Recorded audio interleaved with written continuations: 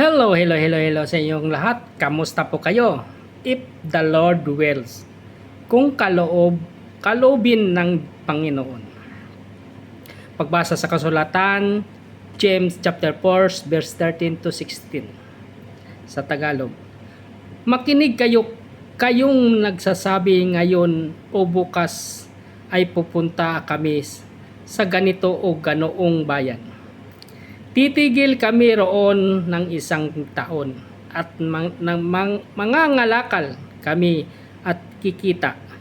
Ni hindi nga ninyo alam kung ano ang mangyayari sa inyo bukas. Ang buhay ninyo parang usok lamang, sandaling lumilitaw at agad nawawala.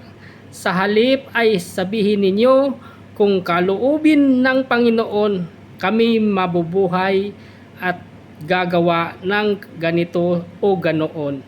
Ngunit kayo'y ay nagmamalaki at nagyayabang at ang lahat ay nagmamalaking tulad rito sa masama. Ang aklat ng Santiago ay isinulat ng kapatid ni Lord Jesus, isang matalino at mapagkumbabang pinuno ng iglesia sa Jerusalem. Layunin ng aklat na ito ang ipakita kung paano ang tunay na mananampalataya ay may kalakip na gawa. Hindi sapat ang pananalig lang sa salita. Kailangan makita sa ating pamumuhay. Ang Kabanata chapter 4 ay binigyang diin ni Apostol Santiago ang pagbabala laban sa magiging mayabang sa pag-aaway at sa pagtitiwala sa sariling plano at hindi sa mga huling talata chapter 13 to 16 na pinapaalala niyan ang buhay na ay maikli at hindi natin hawak ang bukas. Kaya sa lahat ng ating plano, kailangan nating isaalang-alang ang kalooban ng Diyos. Ang mensahe ng Diyos na dito ay simple pero malalim. Anak, huwag kang mamuhay na parang bang ikaw ang may kontrol sa lahat. Ipagkatiwala mo ang iyong bukas sa akin.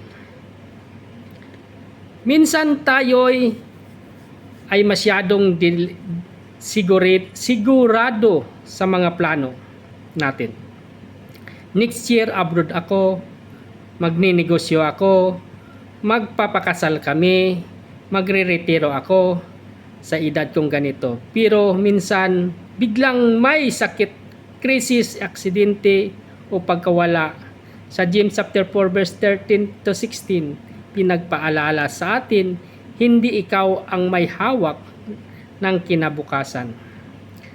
Ang Proverbs 16 verse 9, in their heart human plan their course, but is the Lord establishes their step. Ang tao ang nagbabalak, ngunit ang Panginoon ang nagtutuwid sa kanyang hakbang. Ang buhay natin ay parang usok lang. Nagpapakita ngayon pero bukas wala na. Kaya hindi masama ang pagplano, pero dapat nating isuko ang ating plano sa mas mataas kalooban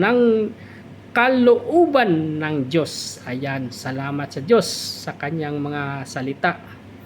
At ingat po lagi kung ano man ating ginagawa. At salamat sa inyong panonood sa aking bunting video. Sana'y nakabigay ng inspirasyon sa inyo. Ingat lagi. God bless us all.